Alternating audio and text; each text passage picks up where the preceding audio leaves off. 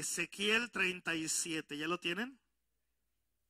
A partir del versículo 1 dice la palabra: la mano de Jehová vino sobre mí, y me llevó en el espíritu de Jehová, y me puso en medio de un valle que estaba lleno de huesos, y me hizo pasar cerca de ellos por todo en derredor.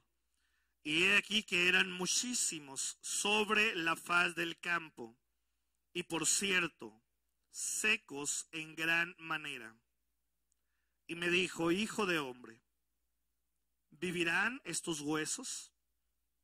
Voy a parar ahí la lectura en este momento, aunque continuaremos viendo más adelante algunos versículos de esta escritura. Pero quiero comenzar con esta pregunta que hace Dios. Y llama la atención que normalmente quien hace las preguntas son los hombres hacia Dios. No sé por qué el hombre siempre tiene preguntas y piensa que Dios no tiene preguntas. Dios tiene muchas preguntas. Por ejemplo, ¿te imaginas que Dios llegara y con voz audible te preguntara: ¿por qué no fuiste a la iglesia el domingo? ¿Qué le vas a decir? Dios tiene preguntas también. ¿Por qué no oraste esta mañana? ¿Qué le vas a contestar? Y Dios le hace una pregunta en esta visión muy interesante que tiene Ezequiel. Le pregunta abiertamente sobre esos huesos que estaban en aquel valle, y que aclara el profeta diciendo que le llamó la atención que esos huesos estaban secos en gran manera, lo cual implica que tenían ya, de acuerdo a la visión, muchísimos años. Esos cuerpos muertos, desintegrados, ya la carne había desaparecido, los huesos ya no estaban frescos, estaban totalmente secos. El tiempo había pasado y había pasado muchísimo tiempo. El caso es que Dios le hace una pregunta muy directa al profeta y le dice abiertamente: ¿vivirán estos huesos? Yo te pido que inclines tu rostro un momento y que juntos oremos a nuestro Dios. Hermoso Señor y Papito nuestro, te damos las gracias por tu palabra, porque a través de ella nos enseñas, nos muestras el camino, nos aclaras cosas que a veces no entendemos, pero también a través de ella nos das vida. Ruego nos hables y ministres a través de este mensaje. Y reconozco, Señor, lo débiles que somos y frágiles. Que nos falta muchísimo, Dios, por realmente entender las cosas. Por eso apelamos a tu sabiduría, a tu dirección. Y oro que sea tu Espíritu el que nos enseñe en esta mañana. En tu nombre hermoso oramos. Amén. De alguna manera, mis hermanos, los huesos siempre nos recuerdan algo que está muerto. Un contraste total con aquello que tiene vida. A través de esta palabra que Dios nos da por medio del profeta Ezequiel, Dios nos habla de ese contraste. El contraste entre la vida y la muerte. Lo que pasa con una nación, en este caso el pueblo de Israel, cuando se aparta de Dios. Que lo único que le esperó, o lo único que vivió o experimentó al apartarse de Dios de esa manera fue la muerte. Y el contraste o la otra cara de la moneda que experimenta una nación cuando permite que Dios sea parte de su ser. Cómo la nación puede prosperar, puede mantenerse, puede experimentar la vida en su ser. Aunque la ciencia en la era moderna pueda sacar un gran provecho de un hueso, como bien saben que pueden extraer hasta ADN y pueden saber las edades hasta de un hueso muy viejo, de un hueso seco totalmente, aunque haya pasado cientos y cientos de años de que la persona pereció, la ciencia puede extraer infinidad de información de un hueso en la actualidad. Pero hay algo que la ciencia no puede hacer, y me temo que nunca lo podrá hacer: darle vida realmente a un hueso que ya murió. Aunque vemos la muerte al lado de la vida en esta profecía, debemos reconocer que son dos cosas muy distintas. La vida es una cosa, la muerte es algo muy diferente.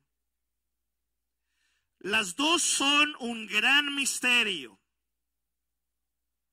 A través de los siglos, y desde que el hombre está pisando la tierra y llegar hasta nuestros días, realmente el hombre no ha logrado entender y mucho menos explicar qué es la vida, como también qué es la muerte.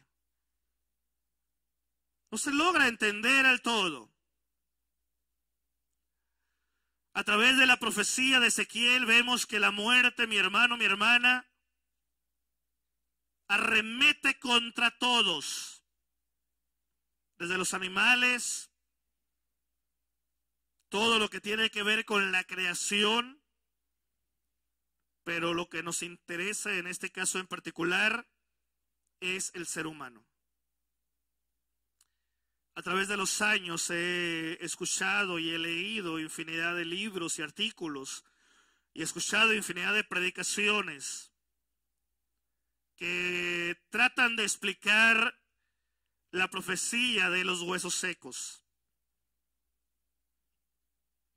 Hay desde interpretaciones bien disparatadas, sin ninguna lógica, sin ninguna base bíblica, hasta interpretaciones que pretenden ser muy profundas, pero que al final de cuentas en el proceso se pierden, en tratar de entender a veces lo entendible. Algunos sugieren que la profecía de los huesos secos habla de la resurrección de los que están muertos pero que van a vivir, haciendo referencia a la resurrección de los que están en Cristo. Algunos tratan de darle esa interpretación que a eso se refiere. Otros profetizan que se refiere a la resurrección tanto de los pecadores, pero también de los que son justos. Sin embargo, al leer todo el libro de Ezequiel y al verla y al conocer parte de la historia del pueblo de Israel y en particular la época que vivió Ezequiel, y viendo lo que la Biblia continúa diciendo en esta profecía, considero que el versículo 11, Dios mismo aclara perfectamente a quién se refiere con este valle de los huesos secos. Y vean lo que dice el versículo 11 de esta palabra. Me dijo luego, hijo de hombre, todos estos huesos son la casa de Israel. Y aquí ellos dicen, nuestros huesos se secaron y pereció nuestra esperanza y somos del todo destruidos. Hay una regla en la interpretación de la Biblia, mi hermano, es que para entender la Biblia siempre tienes que ir a la misma Biblia. Ir al contexto de lo que se está enseñando. Y no quedarte solo con la primera impresión. Abiertamente Dios está diciendo que esta profecía se refiere al pueblo de Israel. Porque Dios le aclara al profeta y le dice, ellos dicen, nuestros huesos se secaron. Ellos dicen, ya desapareció toda esperanza en nuestra vida. Ellos dicen, le dice Dios a Ezequiel, seremos del todo destruidos. ¿Qué llevó a una nación entera llamada Israel ser el pueblo de Dios, escogido por Dios, bendecida por Dios? ¿Qué llevó a una nación entera a llegar a un punto en su vida como nación de perder toda esperanza? ¿Qué motivó a todo un pueblo a pensar que ya no había manera de poder seguir adelante como nación y que todos los enemigos iban a llegar y los iban a destruir? ¿Qué motivó a un pueblo entero el pensar que ya sus huesos estaban secos? Una manera de decir que ya no había vida, que ya no había ninguna motivación, que ya no había ningún tipo de ánimo, de esperanza para seguir adelante. No olvidemos que el pueblo de Israel, mi hermano, se caracteriza por 3 rasgos esenciales que la Biblia lo enseña abiertamente.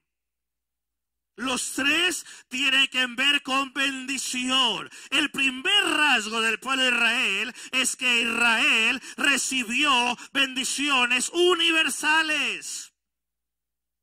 Si tú analizas la historia de las naciones, te vas a dar cuenta que la única nación en todo el mundo y en todos los tiempos, aún aquellas naciones que ya desaparecieron en la historia, todas las naciones, mi hermano, mi hermana, han salido adelante de una u otra forma, pero ninguna ha recibido bendición universal.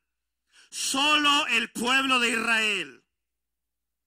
La única nación que Dios le prometió bendición universal es al pueblo de Israel. ¿Qué más quisiéramos como mexicanos que somos que en nuestro pasado como nación hubiese habido bendición de Dios para el pueblo de México? Pero tenemos que ser realistas, no la hay. La única manera para que el pueblo de México pueda ser bendecido por Dios es por medio de Jesucristo. No hay otra forma. Porque la única raíz que traemos como herencia, mi hermano, humanamente hablando, lamentablemente, es el pecado, es la idolatría, es la hechicería, es la brujería. Es todo lo que tiene que ver con las ciencias ocultas. ¿Cómo puede Dios bendecir a un pueblo cuando en el corazón y en su raíz solo es pecado? Pero la nación de Israel no nació como las demás naciones. Nació bajo el plan perfecto de Dios. Y dice la Biblia en el Antiguo Testamento que todo inicia con un hombre llamado Abraham.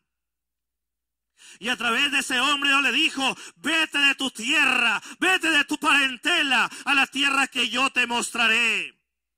Y cuando va en el camino hacia la tierra que Dios le había dicho que se fuera, en el proceso Dios le da una palabra y le dice, como las estrellas del firmamento, así será tu descendencia. Y de esa nación vendrá el Salvador. Y de esa nación vendrá la bendición. Y la bendición será universal. Y la bendición te alcanzará a ti. Pero ojo, a través de tu descendencia, Abraham. Todas las naciones del mundo serán bendecidas. La segunda característica o rasgo de la nación de Israel es que esta nación, de acuerdo al libro de Efesios, recibió la bendición en Cristo. Por eso Cristo vino a la nación de Israel. ¿Por qué no vino Cristo a las naciones en el África? ¿Por qué no vino Cristo a las naciones que había en el área norte de Europa? ¿Por qué no vino a otra nación vecina a Israel? Si al final de cuentas Israel es un pequeño pedacito de tierra. Que el solo estado de Sonora es muchísimo más grande que la tierra que abarca lo que es el pueblo de Israel. ¿Por qué el Señor vino en particular a la nación de Israel? Primero que nada porque así estaba profetizado, pero también porque para eso levantó Dios a esa nación. Para que esa nación recibiera la bendición de Cristo, a diferencia de las otras naciones. El resto de los pueblos del mundo, hermano, mi hermana, lo único que nos queda es creer por fe quién es Cristo. Porque no tuvimos la dicha de verlo físicamente, pero tampoco tuvimos la dicha de que fuera parte de nuestra historia. Y Cristo Jesús empezó a mencionarse en nuestra tierra muchísimos siglos después de que Cristo murió y resucitó. Entonces esta nación primero tiene la característica de la bendición universal, de tal manera que todas las familias de la tierra son bendecidas por medio de ellos. Pero también tiene la bendición en Cristo. Y esta bendición, hermano, mi hermana, culmina con la iglesia. Ahora la iglesia está en todo el mundo. Qué maravilloso, ¿verdad? Prácticamente en todos los pueblos de la tierra, en todas las naciones de la tierra hay pueblo cristiano que alaba y glorifica a Jesucristo. Aunque en algunos lugares para ellos es algo tan difícil ser cristiano, para nosotros, hermanos, vida y dulzura. La gozamos en toda la extensión de la palabra, ¿verdad? Me decía una hermana esta semana, hermano, me dice, quiero comentarle algo, dice. Yo vengo de una familia, me da vergüenza decirlo, dijo, pero vengo de una familia que mi familia, dice, está llena de personas que se han dedicado al narcotráfico toda la vida. Desde que yo era niña nací, crecí en ese ambiente, pero yo no lo soy. Y me decía ella muy preocupada, y a ti te consta, pastor, que yo entregué mi vida a Cristo. Y has visto que mi vida no tiene nada que ver con mi familia.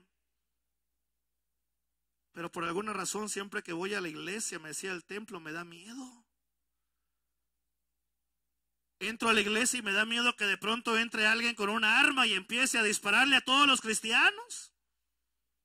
Tengo mucho temor, me decía. Le digo, curiosamente, no es la primera persona que escucho aquí en Nogales que dice eso. Hay muchos que tienen ese temor. Y no por ser el templo, sino por lo que sucede en el entorno en el cual vivimos. Pero la iglesia, mi hermano, no tiene por qué temer. Aunque nos vayamos al peor de los escenarios, dice Jesucristo que aunque en el proceso de hijo de Dios, si alguien llega y nos arrebata la vida física, no puede hacer nada con nuestra alma. Porque nuestra alma le pertenece a Jesucristo y es eterna. Por eso el cristiano, hermano, se irá feliz de la vida. Alguien decía por ahí, yo no le tengo miedo a las balas. Le tengo miedo al hoyo que hacen las balas. A ese sí le tengo miedo. Decía. Pero aquí no hay ningún miedoso, ¿verdad?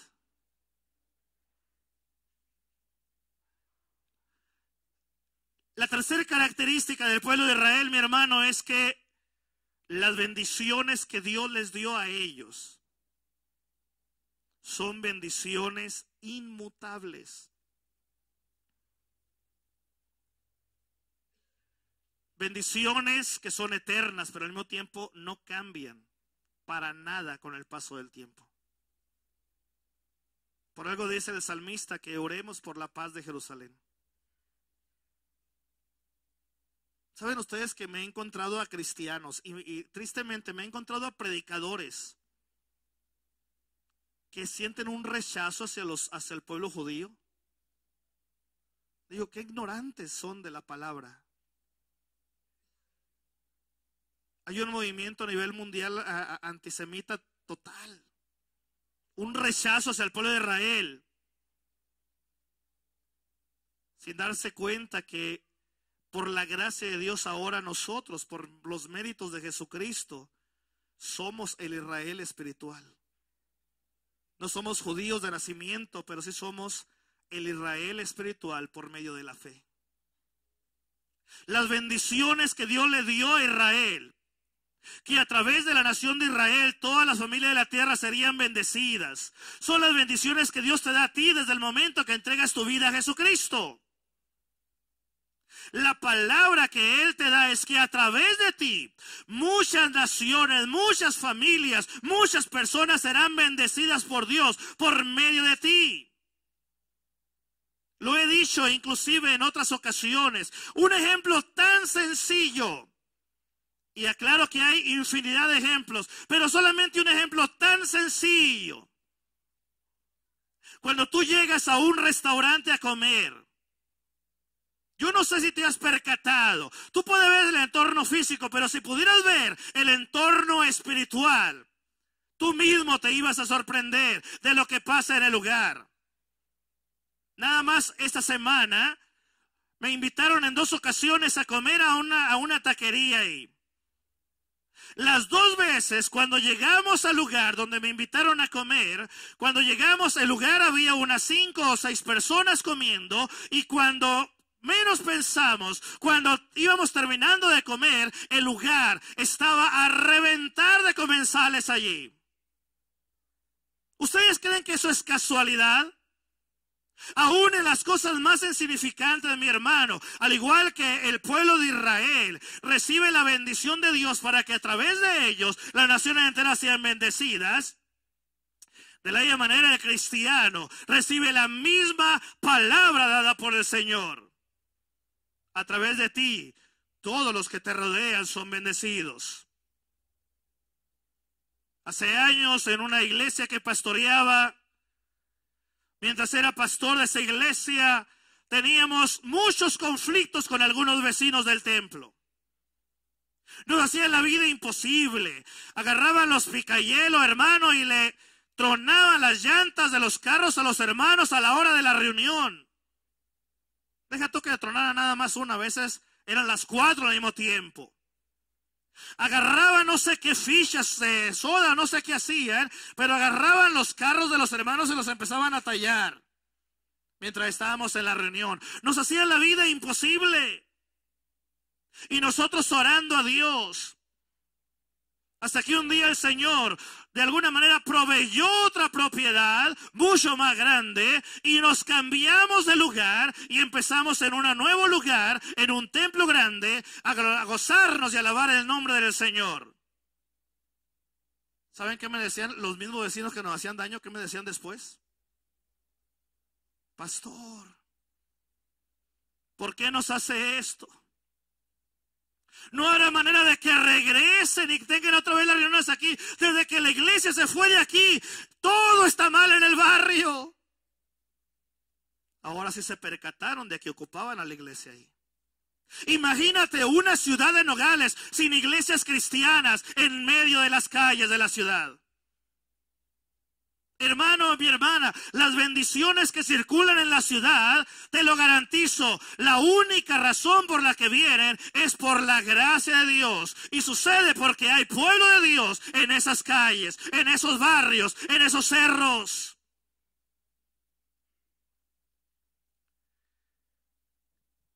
También nosotros somos bendecidos con las bendiciones en Cristo. Ahora somos la iglesia de Jesucristo. el pueblo de Dios por medio de Cristo. Pero también, hermano, las bendiciones que Dios nos promete a nosotros, al igual que al pueblo de Israel, las bendiciones que tenemos son inmutables, eternas y no cambian para nada.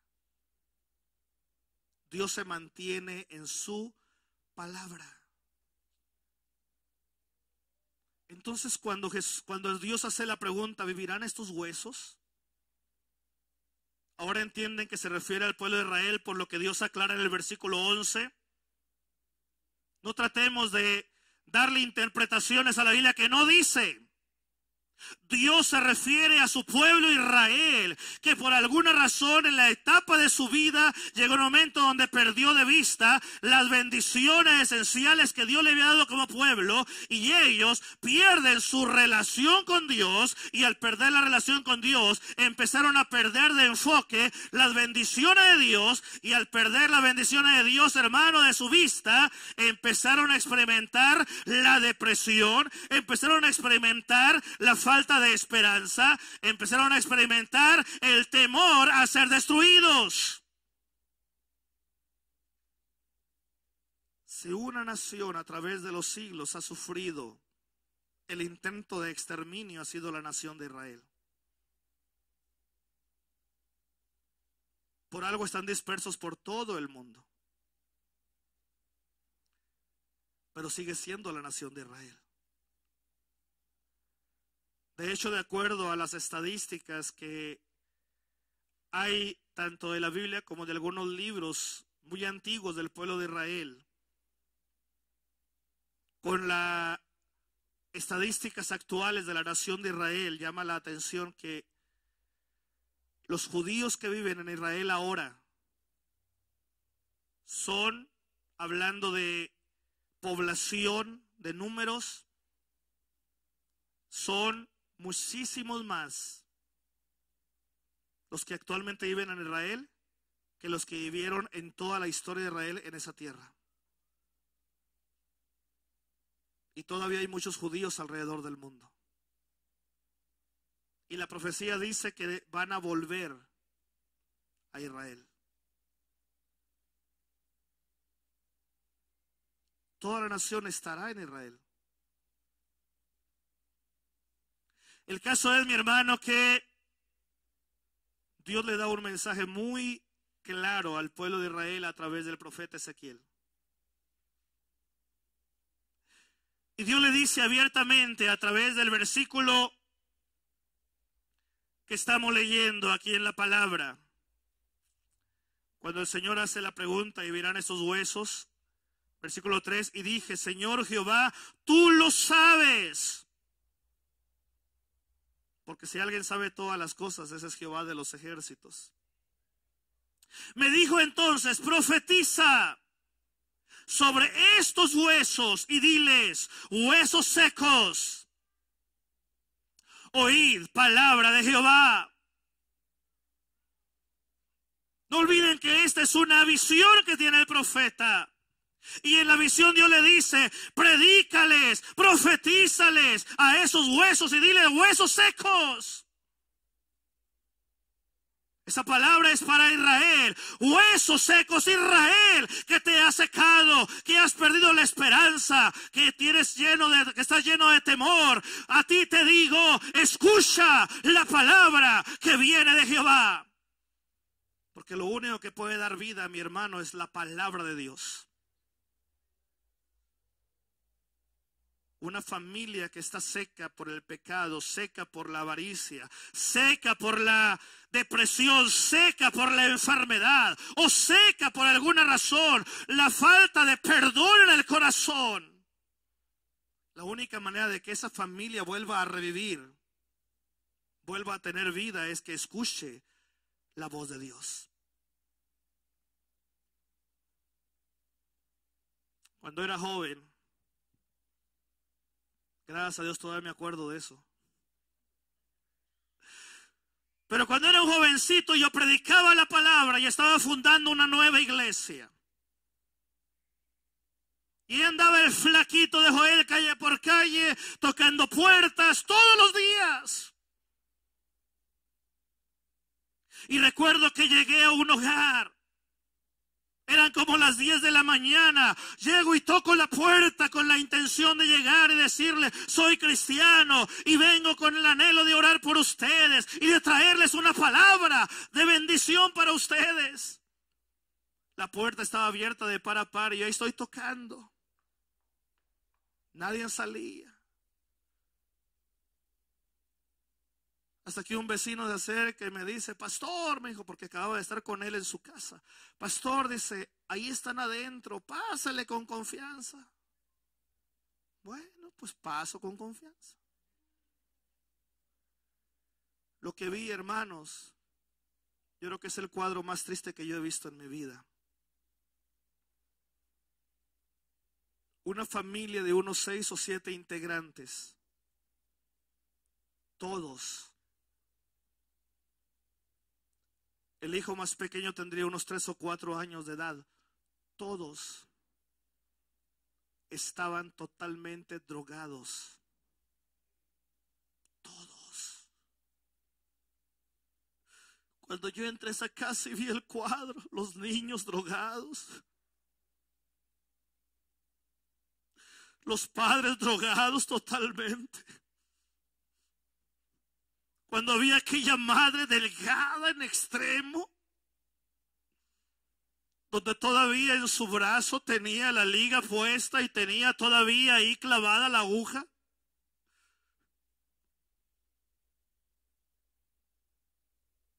¿Cómo podía llevarle una palabra a una familia que se había secado, que estaba muerta? Cuando yo vi ese cuadro entendía a lo que se refería el profeta Ezequiel. ¿Por qué Israel se sentía así? Porque literalmente habían dejado de buscar el rostro de Dios. Por eso eran como huesos secos. ¿Qué iba a hacer? Ahí empecé a orar, empecé a reprender al enemigo, empecé a reprender todo espíritu de muerte, empecé a reprender todo espíritu de drogadicción, empecé a reprender toda amargura, toda hechicería, todo en aquel lugar.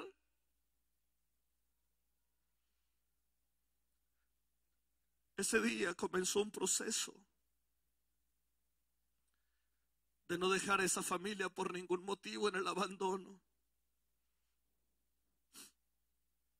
Y me di a la tarea de seguirlos buscando todos los días, todos los días, todos los días.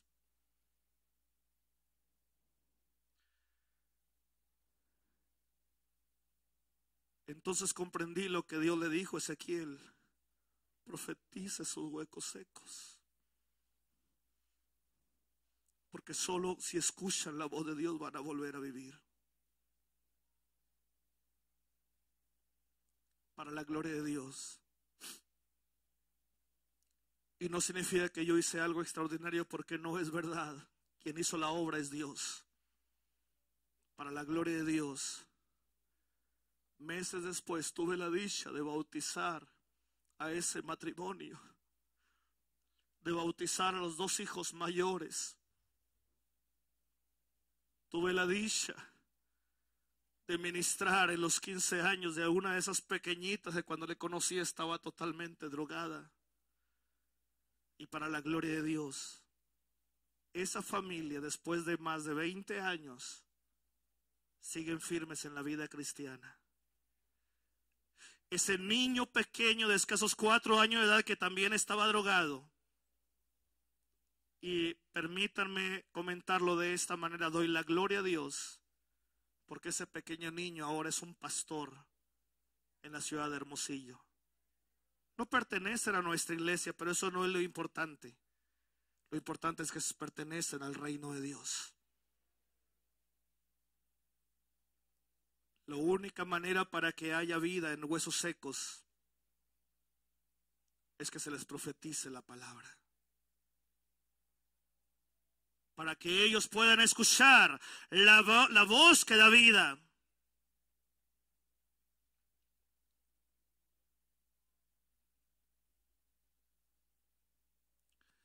Dice la palabra claramente: profetiza sobre estos huesos y diles, huesos secos, oíd palabra de Jehová. Así ha dicho Jehová el Señor a estos huesos: he aquí, yo hago entrar espíritu en vosotros y viviréis. Y pondré tendones sobre vosotros, y haré subir sobre vosotros carne, y os cubriré de piel, y pondré en vosotros espíritu, y viviréis, y sabréis que yo soy Jehová. No tengo el tiempo para irme porción por porción en esta ocasión. Pero cada expresión que da Dios, los tendones, la carne, la piel, cada expresión tiene que ver con el pueblo de Israel, con la regeneración de la nación de Israel. Y tiene que ver con los tiempos en el reloj de Dios. Y cuando en la profecía que dice Ezequiel, cuando esos huesos vuelven a tener vida, pero no tienen, vuelven a tener la carne y toda la formación del cuerpo, pero no tienen vida, y les da la palabra, dice: profetiza al Espíritu. Porque una cosa es profetizar al oído y otra cosa es profetizar al Espíritu. La predicación de un pastor nunca debe ser una palabra al oído. Todo mensaje que se predica de este lugar debe llevar la intención de que sea una palabra que va al Espíritu. Porque no es una universidad para dar una clase, es un lugar para profetizar la palabra al Espíritu. Para que no se nos vayan a secar en el proceso. Para que se renueven cada día, para que tengan vida, para que vuelvan a tener vida y puedan ejercitar los dones que Dios les ha dado. Profeticé pues como me había mandado, y hubo un ruido mientras yo profetizaba, y aquí un temblor, y los huesos se juntaron cada hueso con su hueso, y miré, y aquí tendones sobre ellos, y la carne subió, y la piel cubrió por encima de ellos, pero no había en ellos espíritu. Eso es lo que pasa con la sociedad moderna. Una sociedad sin espíritu. Mucho conocimiento, pero sin espíritu. Mucha ciencia, pero sin espíritu.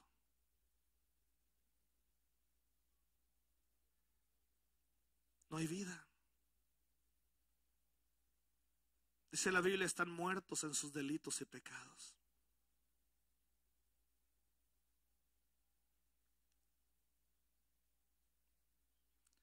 Versículo 9: y me dijo: profetiza al Espíritu.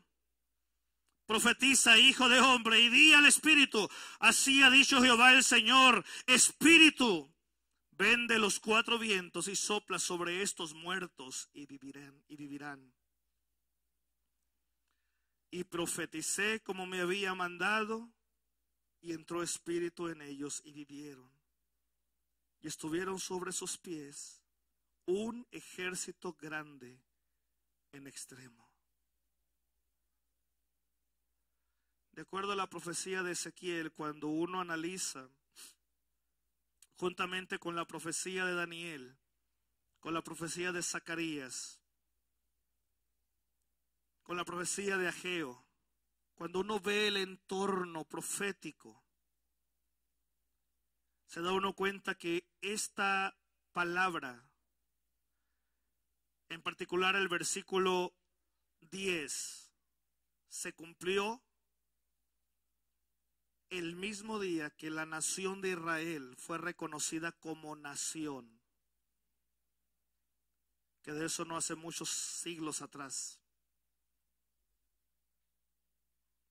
Podemos decir que es de la historia reciente del mundo, cuando Israel vuelve a resurgir de entre el polvo y vuelve a ser nación de nuevo. Y vuelve a ser reconocido el pueblo de Israel como nación a nivel mundial.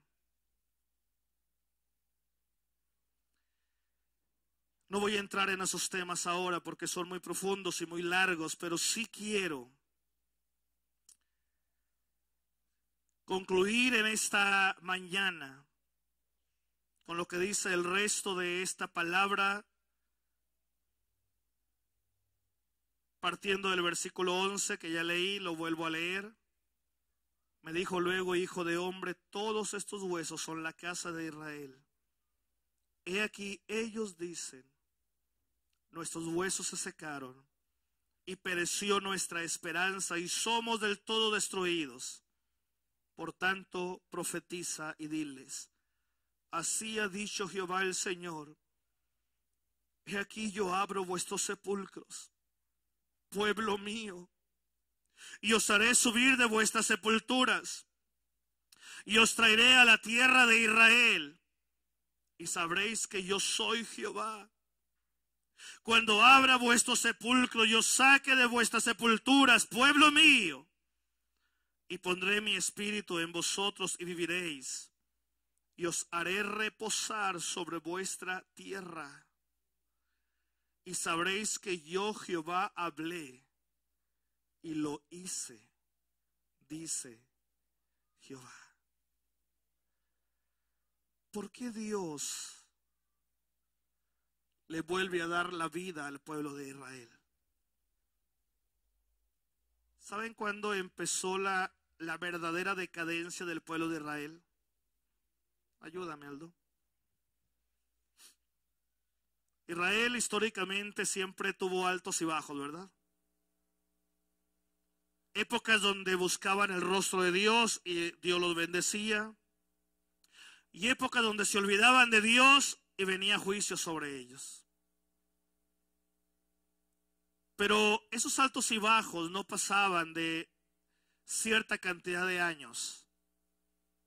Pero ¿saben cuándo empezó la verdadera decadencia del pueblo de Israel? Que para poderse levantar tardaron no años, sino cientos y cientos de años para volverse a levantar. Por eso dice la Biblia que Ezequiel vio que los huesos estaban muy secos.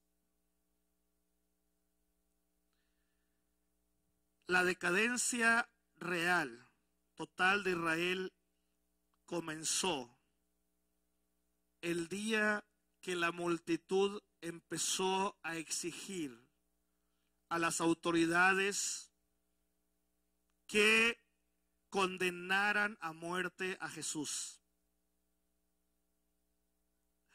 Cuando empezaron a gritar: crucifícale, crucifícale. Y hay una porción en los evangelios que llama la atención y a veces muchos la pasan por alto. Cuando aquel líder político, que era el representante del gobierno del Imperio Romano, trata de defender a Jesús y dice: no encuentro nada malo en él, pero que ellos seguían insistiendo. Cuando ya no podía hacer más, él les dijo: entonces van a matar a un inocente, la sangre de él será sobre ustedes. Y ellos dijeron: su sangre sea sobre nosotros, pero también sobre nuestros hijos. En ese momento murió el pueblo de Israel. Empieza la decadencia. Dios ya lo había dicho que iba a pasar.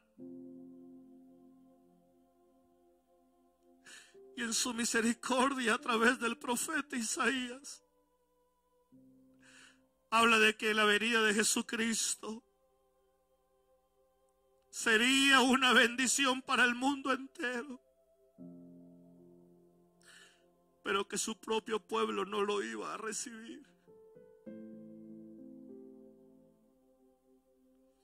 Y a través del profeta Ezequiel, Dios le enseña al pueblo de Israel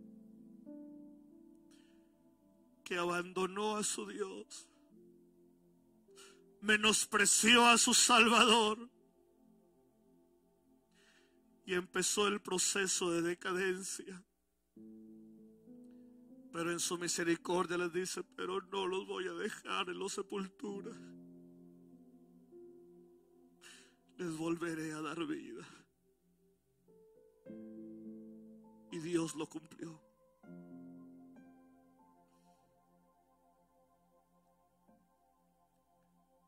La historia de Israel, hermanos, ha sido puesta en la palabra de Dios como un ejemplo. A través de la Biblia hemos aprendido que Israel es como el reloj de Dios. ¿Quieres saber qué va a pasar en el mundo? Observa a la nación de Israel y te percatarás qué es lo que está por venir. Lo que Dios hizo con Israel, de volverle a dar vida a pesar de que rechazaron al Mesías, es lo que el Señor hace con cada uno de nosotros. A veces nosotros, mis hermanos, sin darnos cuenta, empezamos a alejarnos de Dios. A veces con nuestras palabras, sin percatarnos, declaramos maldición para nosotros mismos y a veces hasta para nuestros hijos. Pero Dios en su misericordia, al igual que con Israel, lo hace con nosotros. Él está listo para darnos vida. Pero hay dos cosas que tienen que pasar a nosotros. Primero, debemos escuchar la voz de Dios.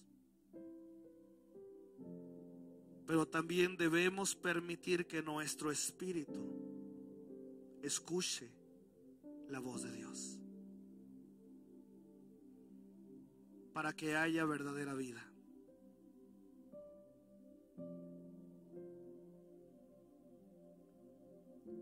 El miércoles en la mañana, al terminar una conferencia que compartíamos, se acercó una mujer con su servidor, con lágrimas en sus ojos. Me hizo una pregunta: cuando yo llegué esta mañana pensé que usted era un psicólogo y tuve la tentación de irme de esta plática cuando me di cuenta que usted es un pastor. Pero cuando empecé a prestar atención a lo que usted estaba diciendo, algo dentro de mí empezó a pasar que no sé qué es. Cuando menos pensé estaba llorando y no sé por qué. Ahora que terminó toda esta plática, quiero decirle que no quiero irme sin que usted rece por mí.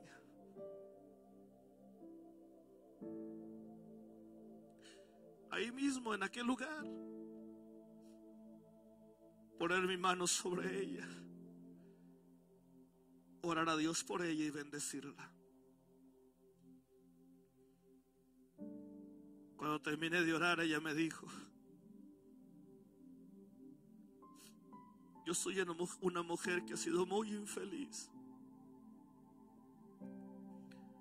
Mis padres me abandonaron, mis hermanos me abandonaron cuando era muy joven. Yo me hice muy rebelde a raíz de eso. Mi esposo me abandonó, mis hijos me abandonaron. Míreme, lo tengo todo y al mismo tiempo no tengo nada. Pero nunca aquí adentro había sentido lo que esta mañana sentí. ¿Quién creen que hace esa obra, mis hermanos? No la hace el hombre no puede hacer eso. Quien hace eso es el Espíritu de Dios. Por eso Dios le dijo a Ezequiel: profetiza al Espíritu. Yo no sé cómo está tu corazón ahora. Váyanse poniendo de pie, mis hermanos. Yo no sé cómo te sientes tú. A lo mejor te sientes como Israel un día que de pronto empezó a perder la esperanza, que de pronto empezó a entrar en la tristeza profunda o en la depresión, o que de pronto empezó a tener temor al que va a pasar en el futuro. Si te sientes de esa manera, mi hermano, es que inconscientemente te has estado alejando del Dios que da vida. Hay que volver a retomar el camino. Para retomar el camino tienes que escuchar la voz de Dios. Porque solo empezando a escuchar la voz de Dios, tu espíritu se empezará a preparar para escuchar la voz profética y maravillosa de Dios. Y solo el Espíritu Santo podrá hacer que tu espíritu vuelva a tener ese nuevo brillo, esa nueva vida, esa nueva esperanza, ese nuevo regocijo, esa nueva fortaleza, y no tristeza ni angustia, sino ese nuevo ánimo para seguir adelante. Por eso en esta hora, mi hermano, vamos a orar. No tienes que venir a este altar si no deseas hacerlo. Pero si quieres hacerlo, el altar está listo, mi hermano, mi hermana. Y que podamos orar y decirle: Señor, yo quiero tener vida en mi ser, pero una vida abundante, una vida que realmente escucha tu voz, pero que también un espíritu que tiene vida, sin tristeza, sin angustia, sin temor, sino un espíritu que verdaderamente se regocija en Dios Salvador. En esta hora, mi hermano, es tiempo de orar y decirle: Señor, aviva mi espíritu. Dale nueva vida a mi ser para que pueda seguir adelante y que no me seque en el proceso. Empezamos a orar, mi hermano, ahí donde estás. Pero si tú quieres venir al altar, con toda libertad, mi hermano, acércate a este altar. Y de alguna manera es tiempo de orar y decirle: Señor, quiero sentir en mi ser ese nuevo ánimo y ese nuevo gozo. Yo he visto a muchos hermanos como poco a poco empiezan a perder el entusiasmo. Poco a poco dejaron de escuchar la voz de Dios. El espíritu dejó de escuchar la profecía de Dios y el espíritu se fue secando. Por eso oro que no pase con ninguno de ustedes, sino que todos seamos avivados cada día de nuestro ser, cada día de nuestra vida. Padre, en el nombre de Jesucristo, aquí estamos delante de ti. La palabra, oh Dios, que has pedido que prediquemos, la palabra que el enemigo ha buscado por todos los medios que no se predique, la palabra, oh Señor, que de alguna manera me has desafiado para compartirla con tu rebaño en esta mañana en particular, se ha predicado. Y lo hemos hecho en humildad, sabiendo que el único que realmente hace la obra y el único que realmente sabe las cosas eres tú. Que nosotros